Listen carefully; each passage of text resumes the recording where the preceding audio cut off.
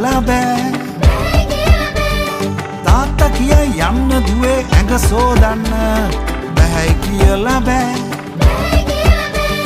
වඩ පිරෙන්න කාලා පාසල් වැඩ කරලා